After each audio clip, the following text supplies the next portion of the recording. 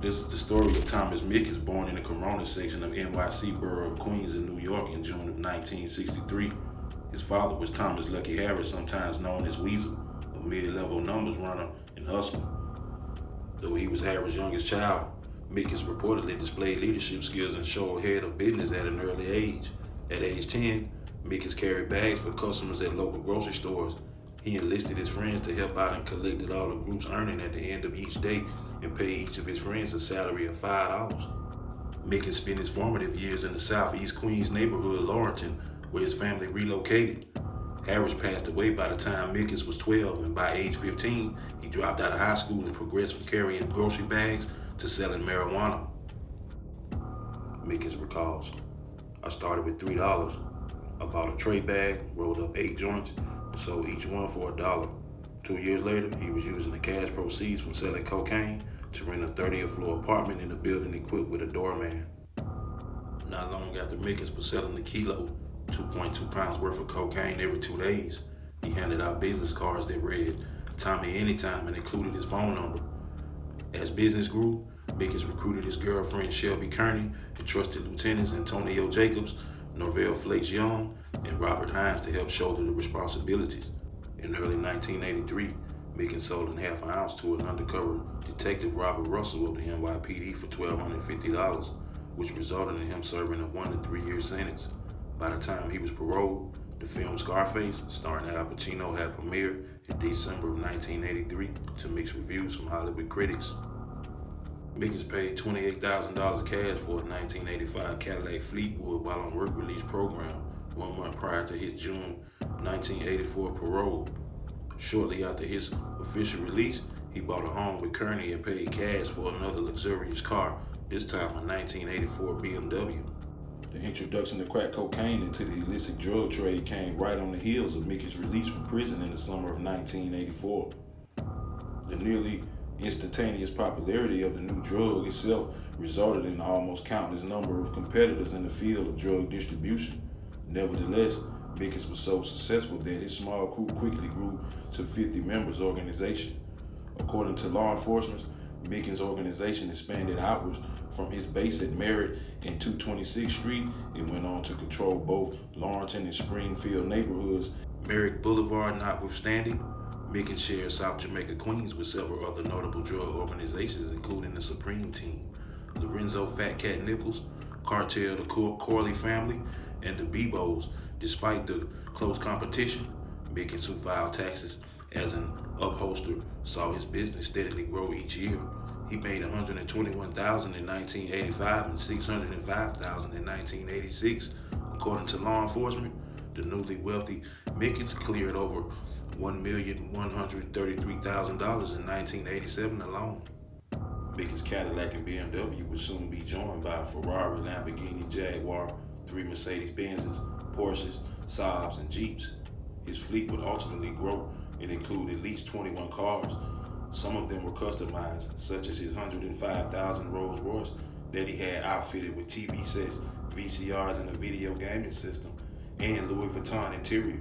He paid $133,000 cash for a 38-foot Bayline yacht that he maintained in California, and he also purchased his own private helicopter. Mickens owned a home in Miami, Florida, and a condominium in the wealthy Diamond Bar community in Southern California. He paid $90,000 for a home in the Grand Central Parkway for about $51,000 cash on his Hollis Avenue and another on Hilton Avenue in his native Queens. Mickens' girlfriend Shelby Kearney and her mother all lived in his $700,000 main residence located in Dix Hill, Long Island, one of the most affluent towns in the country. Some of Mickens' Dix Hill neighbors included rock star Snyder.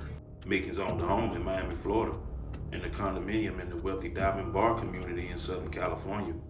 He paid $90,000 for a home in Grand Central Parkway and $51,000 on Hollis Queen Avenue and another one on Hilton Avenue in his native Queens. Mickens, his girlfriend Shelby Kearney, and her mother all lived in the $700,000 main residence located in Dix Hill, Long Island, one of the most affluent towns in the country. Some of Mickens' Dix Hill neighbors included rock star Dee Snider of the band Twisted, sister and actor Ralph Macchio, star of the Karate Kid films, Trial evidence established that Mickens owned 16 separate properties in all. Mickens also had sapphire, emerald, and diamond implants in his teeth. Mickens opened several businesses through which to launder the income he netted through his drug operation, all of which bore his street name. Montana Grocery, Montana Sporting Goods, and Montana Dry Cleanings were all located on Queen Hollis Avenue, Rockaway Boulevard, and Mary Boulevard, respectively. Each of these enterprises served a dual role. First, they allowed him to watch his money so he could disguise it as a legal source. Much of his property was listed under the same name as the companies to avoid leaving obvious paper trails. The Montana businesses also projected the image that he was a legitimate businessman and productive member of the community. Mickens gained a reputation of philanthropy, in which he financed the summer basketball league that features 1988 Rookie of the Year and former head coach of the Golden State Warriors, Mark Jackson. In order to offer an explanation for his luxurious lifestyle and to conceal the true source of his investments of money, Mickens and Koenig, along with help from a few creative attorneys, devised various ways to launder drug cash. For instance, in order to overcome the 1985 IRS mandate requiring cash transactions over $10,000 to be reported, Mickens would simply put money orders and cashier checks for less than the amount to make purchases. Aside from the murder of one of his associates inside the Montana dry cleaner store, there was a remarkable absence of violence associated with Mickens' drug network. As a consequence, law enforcement agencies were forced to rely on charges more commonly levied against white-collar criminals such as stockbrokers than uneducated drug dealers. Approximately $2.5 million in assets, including 15 cars, were seized when Mickens was arrested on May 10, 1988 at his Dix Hills residence. When federal agents confiscated his Rolls Royce, they found a copy of Scarface in the car's VCR. He eventually learned that he'd been under investigation by the FBI, IRS, DEA, U.S. Customs, and NYPD since 1987. Mickens paid his legal counsel, famed defense attorney Robert Simons, upward of $10,000 per day during his federal trial in order to keep from having to serve the 220 years of potential prison time that he faced. Though he was acquitted on 2 accounts of distributing cocaine, the 26-year-old Mickens was nevertheless convicted on various counts related to his drug trafficking activities in June 1989 after a 4-month trial.